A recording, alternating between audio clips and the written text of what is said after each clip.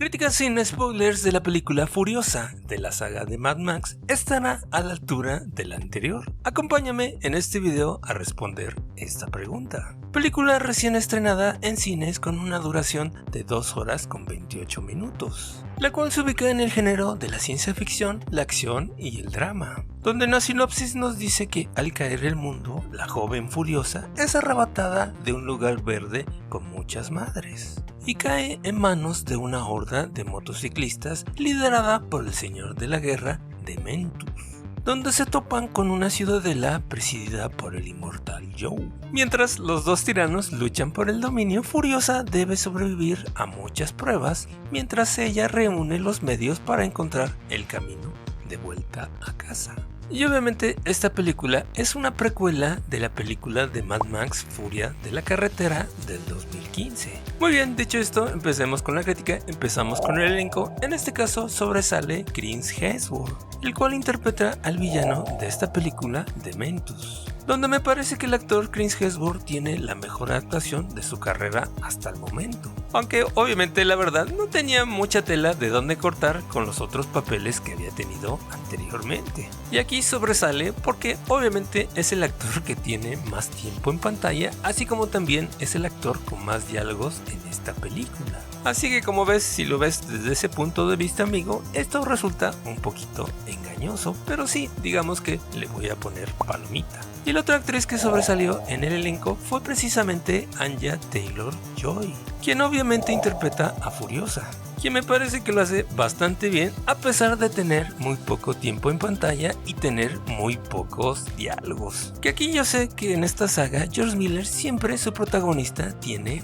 muy pocos diálogos, como pasó en la película anterior de Mad Max Furia del Camino, donde Mad Max realmente tenía muy pocos diálogos, inclusive hasta le pusieron un bozal. Y eso pasaba también en la película de Mad Max 1 y Mad Max 2, donde también el personaje principal realmente tenía muy pocos diálogos. Así que sé perfectamente que esa es una firma de George Miller en esta saga de películas. Pero en esta ocasión me parece que fue llevada de una manera bastante injusta.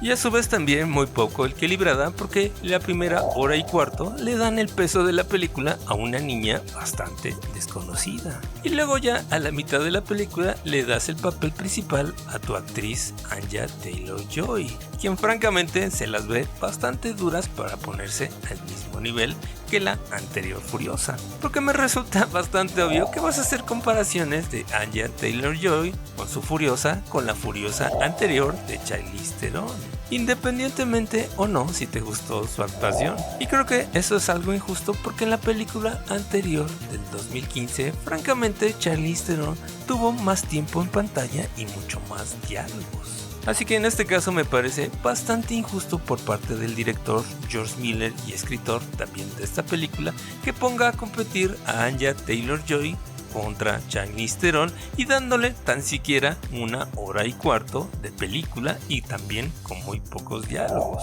Que sí, lo hizo bien, pero realmente es bastante injusto compararla con Charlize Theron porque en este caso realmente ella tuvo muy poca oportunidad de defenderse frente a la otra actriz. Así que me parece un error bastante malo del director y escritor George Miller desproteger tanto a su actriz principal. Dicho esto, pasemos a la crítica del director, precisamente George Miller, donde sus últimos trabajos fueron precisamente la película de Mad Max Furia del Camino del 2015, la película de 3000 Years of Longing del 2022, que la verdad aquí, perdón, pero sí fue un fracaso de taquilla. Así que como ves, realmente el director George Miller tiene pocos trabajos en estos últimos casi 10 años.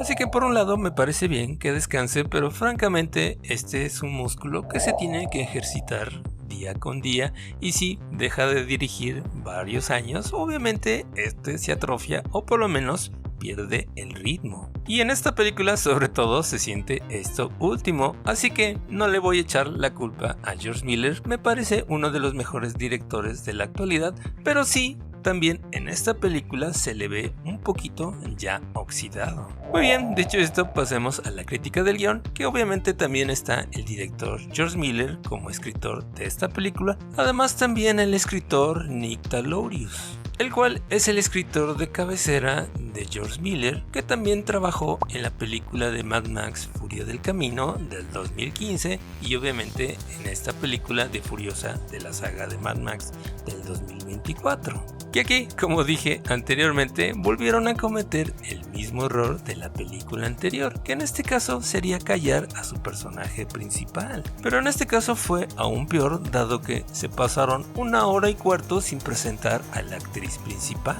dado que para mí se tardaron demasiado tiempo en desarrollar la vida de Furiosa cuando estaba de niña. Algo que para mí por lo menos debía haber durado como máximo media hora nada más. Así como también dividieron la película en varios capítulos que francamente en este caso no aportan absolutamente nada. Además que en esta película darle más peso al villano que a la protagonista principal. Algo que hicieron en la película anterior precisamente dándole ese peso a Furiosa en vez de Mad Max, pero en este caso se la dieron al villano, que francamente no tenía ningún sentido en esta película. Así que para mí al menos me parece que el problema de esta película está precisamente en el guión. Ahora pasemos a la crítica de la producción realizada por Warner Brothers y la productora Kennedy Miller Mitchell, que básicamente es la misma productora de George Miller, la que realizó precisamente la película de Mad Max Furia del Camino del 2015, que en este caso me parece que técnicamente hicieron un excelente trabajo, así como también la música de Junkie XL, francamente también sobresale bastante bien en esta película, así como también la fotografía de Simon Dugan, que también es bastante buena, pero también diría yo bastante continuista con la película anterior de Furia del Camino del 2015. Pero donde sí, esta vez creo que falló la producción fue precisamente en los efectos especiales. Que aquí hay dos vertientes, una son precisamente los efectos prácticos, que al igual que la película anterior son bastante buenos, pero donde sí fallaron fue que en esta ocasión decidieron agregar efectos digitales. Y aquí francamente no lo hicieron tan bien, porque sí se notaba demasiado en muchas ocasiones la pantalla verde y efectos no tan pulidos, algo que obviamente no pasaba en la película anterior. Además también me parece el maquillaje de la nariz postiza de Chris Hemsworth, que en este caso en vez de ayudar distraía bastante, porque francamente no es como la prótesis del pingüino de la película de Batman, donde francamente no se nota que sea postizo, pero en este caso no fue tan bueno, al menos para mí, como el maquillaje del pingüino, así que yo simplemente se lo hubiera quitado. Dicho esto, pasemos a la crítica en general. Las actuaciones digamos que son sólidas, pasables, la intensidad y la espectacularidad también es bastante buena, el equilibrio entre la acción y los diálogos no es tan bueno, porque como dije me parece que está bastante desbalanceado. La ambientación y la estética visual como siempre es bastante buena, pero también le falla la fluidez narrativa a mi parecer, así como también algunos detallitos en los efectos especiales. Así que para mí la película de Furiosa abruma, entretiene y arrebata, pero obviamente nunca llega a sorprender como lo hizo la película de Mad Max Furia de la Carretera del 2015. Así que para mí viene siendo una precuela cumplidora, pero hasta ahí yo le pondría una calificación de 8. Así que en pocas palabras la película es buena, pero sí, no está a la altura de la anterior.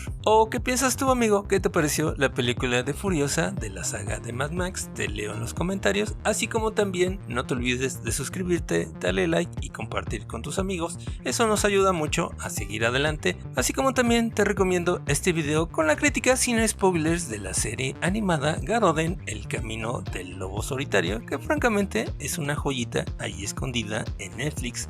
Nos vemos en el siguiente video, gracias por el apoyo, únete a la comunidad, bye.